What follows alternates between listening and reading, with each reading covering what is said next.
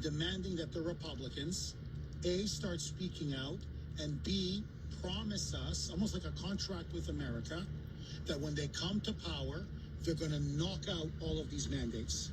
They're going to pass legislation that will knock out all of these mandates. I mean, think about it. Look, just objectively, Andrew, just objectively, just stand back, okay? If I, as an employee, a private employee in a company with more than 100 employees, workers, if I now, according to the Supreme Court, cannot be forced to take the jab or lose my job, how can you force it on healthcare workers? And how can you force it on university and college students? How can you say, no jab, you can't go to school? How can you say that? So as an employee, you can't fire me, but essentially a college or a university, right, not going to school is essentially the same as being fired. So no jab, you're gone. How can you do that? It's wrong. It's inconsistent. It makes no sense. Congress needs to step in. I know it. Right, well, you know, I'm sure, like I said, I'm sure there's a lot of people in your listening audience who are probably in the same predicament as I am, and I'm going to try and talk to his school about it. He's got so much time invested in it, and I don't blame him for not getting it. He said, Dad, I had the Pfizer shot. Pfizer just came out and said that the booster offers little or no protection against the Omicron, so why should I take it? I said, you're right. He's completely right. He's completely right. And look, I'm not trying to scare you, Andrew. I'm not, because look, it's a minority of cases. But in their teens and in their 20s, they are getting myocarditis.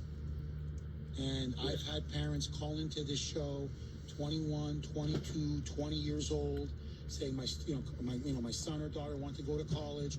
They forced her to take it. He got a massive heart attack. He's never been the same. Jeff, please, whatever you do, tell everyone they don't want to take it. Don't force him to take it, because you'll never forgive yourself. So, Andrew, this is your son's health. There are so many people out there right now trying to get monoclonal antibodies, and they can't get them. And it's outrageous. Evil, as your wife it's outrageous. No, stories are coming out now that the Biden regime deliberately didn't want to buy monoclonal antibodies. It's unbelievable. Yes. Now, I'm a bit surprised that your doctor on ivermectin, because monoclonal antibodies, work. Don't get me wrong. They're excellent. But, I mean, the evidence, 265 studies, Andrew, 265, have shown that ivermectin and hydroxychloroquine work. Extremely effective. 265 in leading universities, Harvard, Oxford, Stanford. So, I mean, how much more evidence does the guy need? I know. Well, he tends to be a liberal. And how do I go about getting a supply of ivermectin for my family if I wanted to? Go to America's Frontline Doctors. In fact, you know what? Can you listen to WRKO tomorrow at 9 a.m.? I plan on doing it. Okay, I'll tell you what. Because the show that Kelly Financial is going to have, literally my doctor is going to be on. The one that helped me with getting ivermectin, Molly James. So she's going to give out all of the info. You can contact her people. It'll come from Texas, but you'll have it in a couple of days.